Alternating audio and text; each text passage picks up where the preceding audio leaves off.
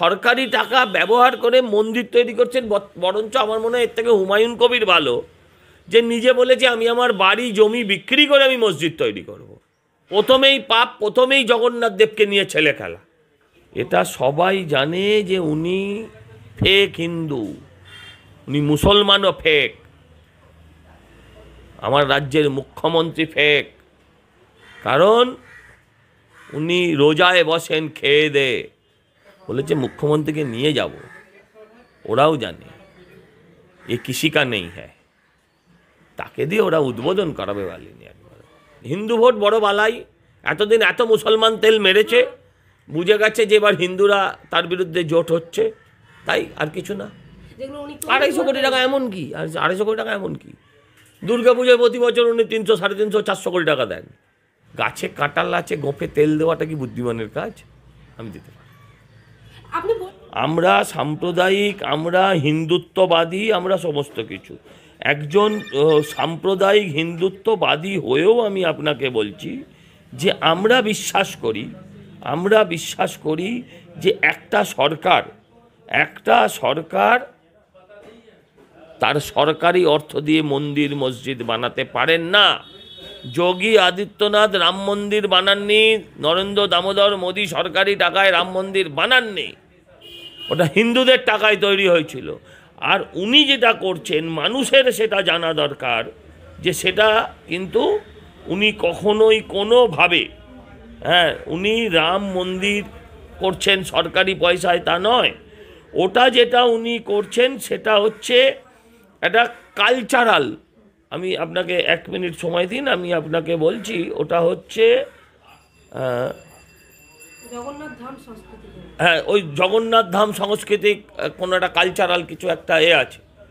তো কালচারাল মন্দির তো এক নয়, কালচারাল ব্যাপারটা এক জিনিস, আর মন্দির সেখানটা ব্যাপারটা এক জিনিস। অতএব উনি কালচারের নামে সরকারি টাকা ব্যবহার করে মন্দির তৈরি করছেন। সরকারি টাকা ব্যবহার করে মন্দির তৈরি করছেন। বরঞ্চ আমার মনে হয় এর থেকে হুমায়ুন কবির ভালো, যে নিজে বলেছে আমি আমার বাড়ি জমি বিক্রি করে আমি মসজিদ তৈরি করব। আমাদের আপত্তি হচ্ছে হুমায়ুনের বাবার নাম বাবর কিনা আমি জানি না, এই হুমায়ুনের, তা না হলে যদি ওনার বাবার নাম বাবর না হয়ে থাকে তাহলে ওনার অন্তত আমরা বিপক্ষে। আর মুখ্যমন্ত্রী এটা করছেন তার একটাই কারণ, তিনি বুঝতে পেরেছেন বর্তমান যে অবস্থা তাতে হিন্দু ভোট ক্রমশ কনসলিডেট হচ্ছে। সিপিএমকে দিয়ে আর হিন্দু ভোট ভাঙানো যাচ্ছে না, সিপিএমকে দিয়ে আর হিন্দু ভোট ভাঙানো যাচ্ছে না। বরঞ্চ সিপিএমেরও হিন্দু ভোট ধীরে ধীরে বুঝতে পারছে বাঁচার স্বার্থে তারা বিজেপির দিকে সংগঠিত হয়ে যাচ্ছে। সেই জন্যই তিনি এখন এইসব কাণ্ড করছেন। সাংস্কৃতিক ধাম বললে তো আর আপনার ধর্মীয় ধাম তৈরি করা যাবে না, ধর্মীয় ভাবাবেগ তৈরি করা যাবে না। ধর্মীয় ভাবাবেগ যদি তৈরি করতে হয় তাহলে এটাকে মন্দিরই বলতে হবে। পয়সা বার করছেন সাংস্কৃতিক ধামের মাধ্যম দিয়ে, আর উনি করছেন যেটা সেটা হচ্ছে হিন্দু মানুষদের ভাবাবেগে আঘাত, মানে সুশ্রুতি দিয়ে উনি একটা হিন্দু মন্দির প্রতিষ্ঠা করছেন। প্রথমেই পাপ, প্রথমেই জগন্নাথ দেবকে নিয়ে ছেলে খেলা। ওই সাংস্কৃতিক ধাম বলে জগন্নাথ ধাম আর সাংস্কৃতিক ধাম এক নয়। আমরা দেখতে পেলাম অনেকে ছিলেন ওখানে, সনাতন ধর্মের অনেকে ছিলেন, এমনকি রাধারমণ দাস তিনি ছিলেন। ধরে নিয়ে এলে আর কি করবে বেচারি? ধরে বেঁধে নিয়ে এলে কি করতে পারে? মুখ্যমন্ত্রী যদি বেঁধে আনে সঙ্গে করে কি করতে পারে? এমনি বাংলাদেশে মার খাচ্ছে, বাংলাদেশে এমনি তাদের অবস্থা খুব খারাপ, পরিস্থিতি এখানে খুব খারাপ। তাকে যদি জোর করে ধরে নিয়ে আসে, মনের টানে কখনো আসতে পারে না। মানুষের মনের কথাটাও মাঝে মাঝে বুঝতে হয়। উল্টো রথের দিন রথ হবে, সোজা রথের দিন হবে না। এখন মুখ্যমন্ত্রী যদি হিন্দু ধর্মকে নিজের মতন করে সাজাতে চান, উনি একটা কথা বলেছেন 1000 বছর থাকবে। আমি চাই মন্দির 1000 বছর থাকুক, কিন্তু 1000 বছর মন্দির থাকলেই যে ওনার নামও থেকে যাবে এটা যদি ভাবেন তাহলে উনি ভুল করছেন। ওনার নাম নিশ্চয়ই থাকবে, নীরর তালিকায় থাকবে। নীর যেভাবে রোমকে আগুন জ্বালিয়ে ছাদে উঠে বীণা বাজাচ্ছিলেন, মুখ্যমন্ত্রীও সারা রাজ্যে আগুন জ্বালিয়ে সেরকম ফুর্তি করে বেড়াচ্ছেন, এটাই থাকবে। দুর্গাপুজোয় প্রতি বছর উনি 350-400 কোটি টাকা দেন। 600 কোটি টাকা দিয়ে চন্দ্রযান 2 তৈরি হয়ে গেছিল, চাঁদে চলে গেছিল। ভারত চাঁদের মাটিতে পা রেখে দিয়েছিল।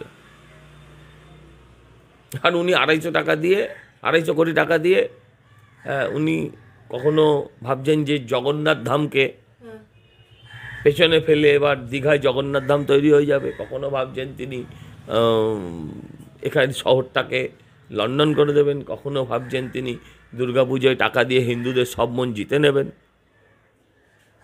টাকা তো নেবেন, নিন, আমরা চাই নিন। সরকারি টাকা আপনি না নিলে এই শওকত, হুমায়ুন এরা নিয়ে নেবে, তার থেকে আপনি নিয়ে নিন। আর চাঁদা চাইতেন, আমরাও দিতাম, অসুবিধা কিছু ছিল না তো, সেই মানসিকতা থাকতে হবে। সরকারি পয়সা ধ্বংস করলেন। আপনাকে দুটো কথা ভাবতে হবে। রাম মন্দির যে মানসিকতায় তৈরি হয়েছিল, একটা হিন্দু ভাবাবেগ, সেখানে ভোটের অঙ্কের জন্য হয়নি। আজ থেকে 500 বছর ধরে লড়াই চলে এসছে, তখন ভারতবর্ষের স্বাধীনতা হয়নি। এমনকি ইংরেজ তখনও ভারতবর্ষে ঢোকেনি, তখন থেকে এই লড়াই, এই স্বপ্নটা চলে এসছে। তাই রাম মন্দিরের আবেগের সাথে এই মুখ্যমন্ত্রীর বেগ, এটা আবেগ নয়, এটা বেগ। ঠেলায় না পড়লে বিড়াল গাছে ওঠে না, এটা হচ্ছে ঠেলা। দুটোকে এক করা চলে। এটা সবাই জানে যে উনি ফেক হিন্দু, উনি মুসলমানও ফেক, আমার রাজ্যের মুখ্যমন্ত্রী ফেক। কারণ উনি রোজায় বসেন খেয়ে দে, উনি ইফতারে বসেন খেয়ে দে, ভরপেট খেয়ে।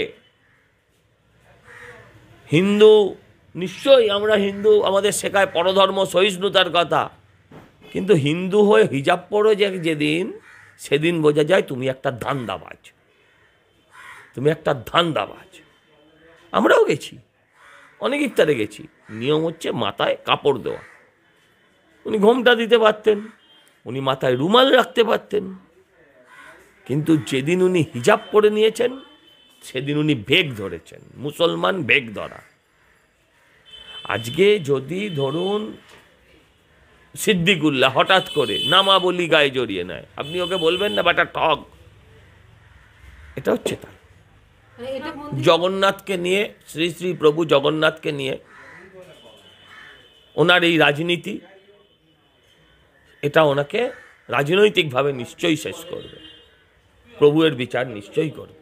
দেখুন, আপনি ক্যামেরাটা ঘোরান, আমরা সবাই জগন্নাথ ভক্ত, জগন্নাথের নামে আর যাই করি, জগন্নাথকে নিয়ে রাজনীতি যিনি করছেন, তিনি জগন্নাথের আশীর্বাদ পেতে পারেন বলে আমি বিশ্বাস করি। কিন্তু এরপরে উনি আবার কোনো ট্রাস্টির নাম করে কোনো মসজিদ আবার নতুন করে তৈরি করবেন না তো,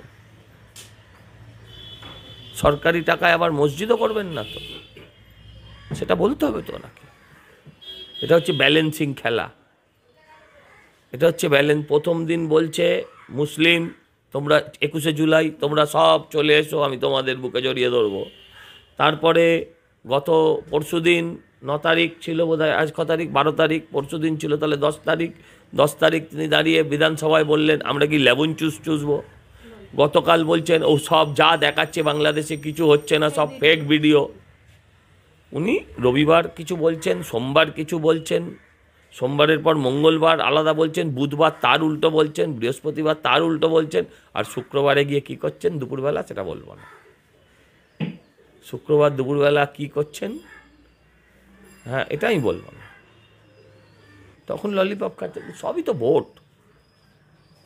উনি যেটা করে যাচ্ছেন, উনি হয়তো মুখ্যমন্ত্রী থাকবেন, তার জন্য ধরেও নিচ্ছি কিছু আরও হয়তো বছর 1.5-2 থাকলেন, ধরে নিলাম যে তারপরও উনি আরও 50 বছর থাকলেন, কিন্তু উনি একবারও ভাবলেন না ওর নাতনিটা কেমন থাকবে।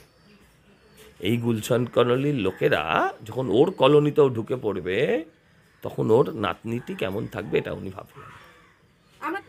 আমি কোনো কিছু দেখতে পাইনি যে নতুন কোনো দল হবে বলে, আমি আপনাদের মতন শুনছি। তারা কেউ তথ্য দিয়ে প্রমাণ করতে পারছে না। যতক্ষণ না সেটা হচ্ছে, গাছে কাঁটাল আছে গোঁফে তেল দেওয়াটা কি বুদ্ধিমানের কাজ? আমি দিতে পারি। আমি এক্ষেত্রে আমি হুমায়ুন কবিরকে সমর্থন করব মুখ্যমন্ত্রীর থেকে, কারণ হুমায়ুন কবির বলেছেন আমি আমার জমি বেচার টাকায় মসজিদ করব, সরকারের টাকায় হ্যাঁ অন্তত তিনি মসজিদ করবেন বলেননি। কেউ যদি আইন মেনে সিস্টেম মেনে মসজিদ করে, তার নিজের জমি কিনে মসজিদ করে, তো হিন্দুদের কোথায় জ্বালা? কিন্তু আমি জানি না, উনি বলেছেন বাবরি মসজিদ করব, 6ই ডিসেম্বর করব। আমি জানি না, যদি হুমায়ুন কবিরের বাবার নাম বাবর হয় তাহলে উনি করতে পারেন, বাবার নামে মসজিদ করছে বাবরি মসজিদ। কিন্তু এটা যদি মোগল সম্রাট বাবরের নামে করা হয়, আর ওই 6 তারিখের ওই বিশেষ দিনটাকে যদি বেছে নেওয়া হয় কোনো বিশেষ উদ্দেশ্য নিয়ে, তাহলে মনে রাখবেন হিন্দু কোনো ধর্মগুরুও বলেছেন যে আমি প্রত্যেক বিধানসভা এলাকায় একটা করে রাম মন্দির করব। এই কম্পিটিটিভ মন্দিরে ঈশ্বর থাকবে না, সাম্প্রদায়িকতা থাকবে। তাই এটা যারা এটা শুরু করছেন, জানবেন আপনি শুরু করলে শেষ অন্যরা করবে। এটা ওই সুরাবর্দির দিন নয়। আজকের ভারতবর্ষটা গান্ধীজি আর নেহেরুর ভারতবর্ষ নয়। এখানে হিন্দুদের ওপর আক্রমণ হলে হিন্দুরা তার পাল্টা জবাব দেবে। বলেছে মুখ্যমন্ত্রীকে নিয়ে যাব, ওরাও জানে এ কিসি কা নেই হ্যাঁ, তাকে দিয়ে ওরা উদ্বোধন করাবে বলেনি একবার, যে মুখ্যমন্ত্রীকে দিয়ে এই ভিত্তিপ্রস্তর স্থাপন করাবো, এটা কিন্তু বলেনি। কোট আনকোট বলেছে নিয়ে যাব, দর্শকের মতো দেখবে, সাক্ষীর কথায় সই করবে, করাবে কিন্তু কোনো একটা মুসলিমকে দিয়ে। এবং এটাই তো হওয়া উচিত, এটাই তো হওয়া উচিত। কিন্তু আমার বক্তব্য এই কম্পিটিটিভ, এই কাউন্টার, এটা মুখ্যমন্ত্রী ওনার বন্ধ করে দেওয়া উচিত ছিল।